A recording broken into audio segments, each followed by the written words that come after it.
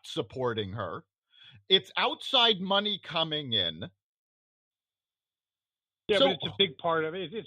It's a big part of a bigger, which is true. It started with Bernie. It's the funding of the socialist wing of the Democratic Party, and she is the leader. Yes. Pelosi is the follower, and that is the face, like it or not. And maybe the old school, Carbell, others, yeah, okay, they might be a little up in arms or, a little disgruntled about the whole thing. But this is the face of the Democratic Party, starting with Bernie. And Bernie Sanders started it. It was, something that was just a sideshow. Now it's no sideshow. They're the power base. The left wing has successfully taken over the Democratic Party. And, again, we saw something similar with the Tea Party and the Republicans on the right during the Obama years, but the Tea Party never successfully controlled the party. They had a say, but the socialists have basically taken over. And AOC not too long ago made a comment that she and Joe Biden should not be in the same party. And absolutely. She's absolutely right. The problem is Joe Biden is the one that belongs in the Democratic Party. She belongs over in the Socialist Party. But since the Socialist Party has no following in this country and can't win an election, they tried a coup, took over the Democratic Party, and then they tried a second coup to get Trump out of the White House. That is absolutely correct, and they're behaving like communists, not even socialists, by having that ridiculous impeachment scenario. I think it's very dangerous. I think if Bernie Sanders or any of these, I don't think they have any chance of winning. I think here's my prediction.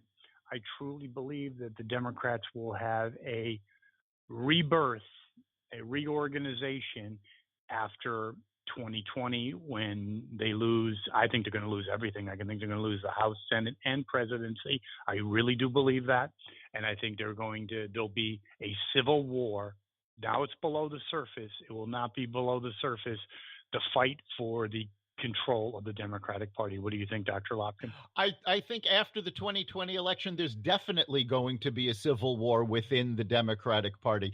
I'm not so sure. Do you think they lose all three branches? I don't know that they're going to lose all three branches. Simply because of what seats are up. I think they may be able to hold on to the House. I think they'll lose seats, but I think they'll still be able to hold on, unless, of course, the Civil War starts earlier. And the one thing, actually, that could completely undermine the Democratic Party, which would actually cause them to lose everything, is if Sanders or Warren gets the nomination. Because there have been a lot of big Democratic donors, moderate Democrats, who have come out and said, if one of them is the candidate, we are not supporting them. We are out of here.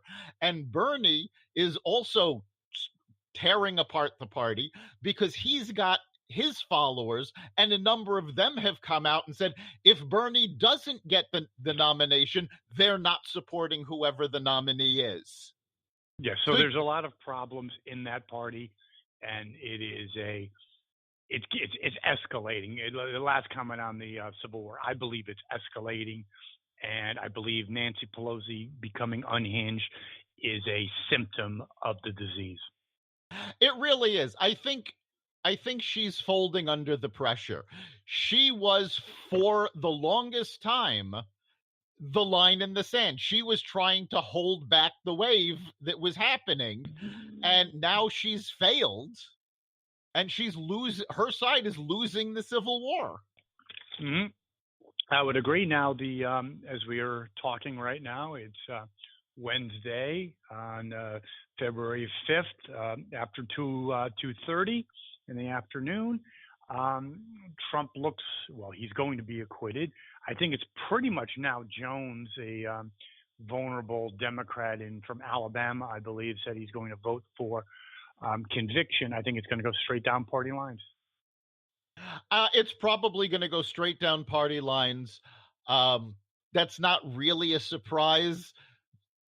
I did think 2 or 3 Democrats would, like Manchin and others, would bail on it, but I guess that's not going to be the case. No, I think ultimately both sides are falling in line behind their parties. The same thing, happened in the House. Not one Republican was convinced to vote for impeachment in either House or Senate. And again, remember, it wasn't just a matter, everybody kept talking about the 4 influential Republican senators that they could have flipped and brought in witnesses. But even if all 4 of them had flipped and witnesses were brought in, that still didn't give them enough votes to convict him, because it would have changed. It would have no. But Dr. Lopkin, I get it, but it would have changed the narrative. Sorry. It definitely would have changed the narrative, but he still would have ended up being exonerated. I got it, but there's no narrative, and it is a complete disaster. It's a Hindenburg of the Democratic Party. That is just a fact. The fact of the matter is, it failed so miserably in the Senate because they did not do their job in the House. They rushed the impeachment because they wanted everything wrapped up in time for the election so that they could campaign that they impeached him. There was a lot. Yes, I think, but there's also an underlying problem that there was really no real crime. Well, so you can have an investigation about jaywalking. That's a big problem. But remember, it was stated in both the Nixon and the Clinton impeachments that an impeachable offense does not necessarily have to be a crime. The problem is they kept pushing on obstruction of Congress. Mm-hmm. Because Trump did not hand over what they demanded. He blocked witnesses. The problem is they had absolutely no case there because they rushed. Because Clinton did the same thing. Nixon did the same thing. Yes, it's called the balance of powers. Right, but in a proper procedure, it then goes to court. And the courts decide. In both Nixon and Clinton's case, the courts decided the information had to be handed over, and both presidents did. Here, the Democrats decided, we can't afford to go to court, partially because of timing, but quite frankly, I think more because they didn't have a case. Exactly. I think you're 100% correct on that. If the courts ruled, then you can get an obstruction of Congress, but they didn't rule. There is no obstruction. It's called the balance of power. Yep. I think on the second charge, in terms of abuse of power, I think, to be completely fair, not impeachable, but what Trump did on that phone call was pretty stupid. It was moronic. It was not a clean. No, Dr. Lopkin, was it or was it not a clean phone call? I say no way. No, it was by no stretch of the imagination. It was by no stretch of the imagination a clean phone call. It was a stupid thing for him to do.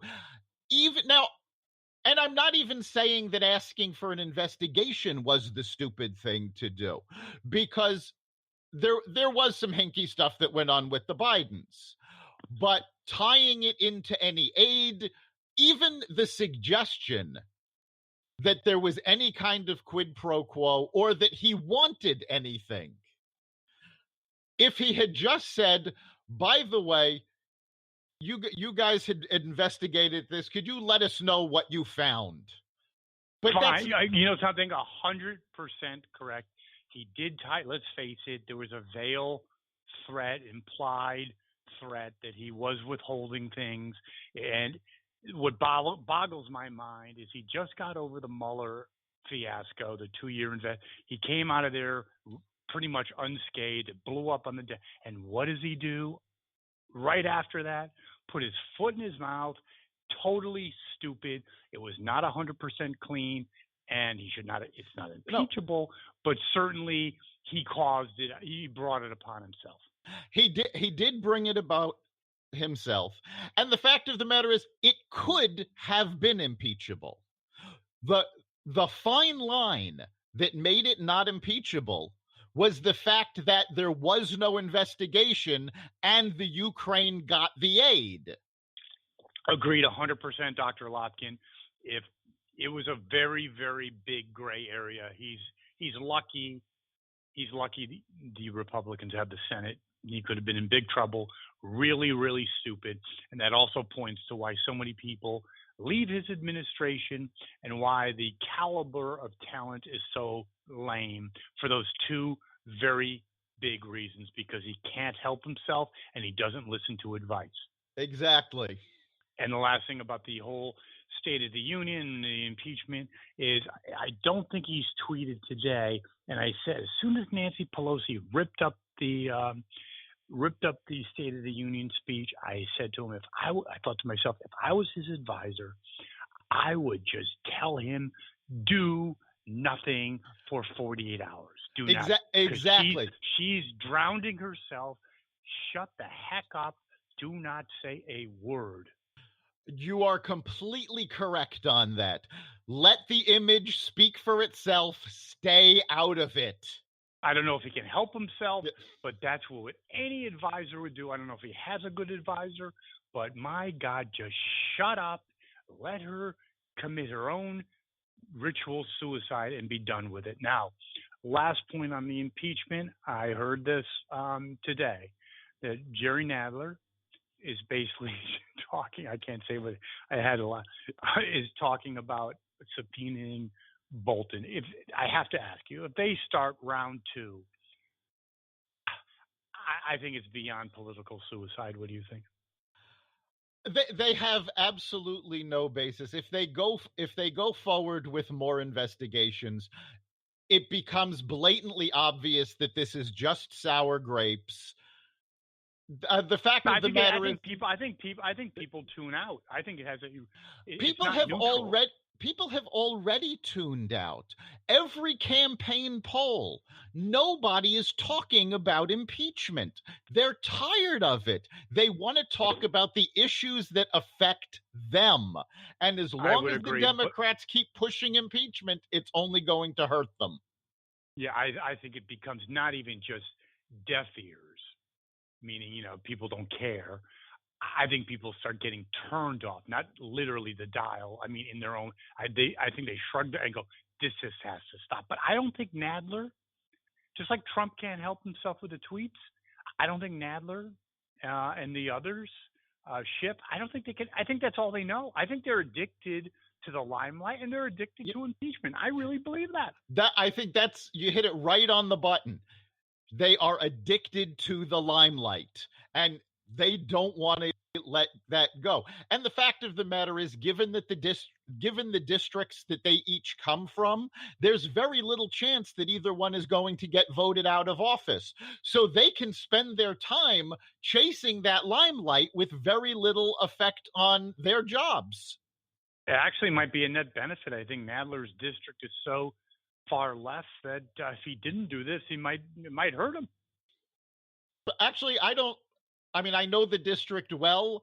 I don't think there's anything that he could do one way or the other that would really hurt him.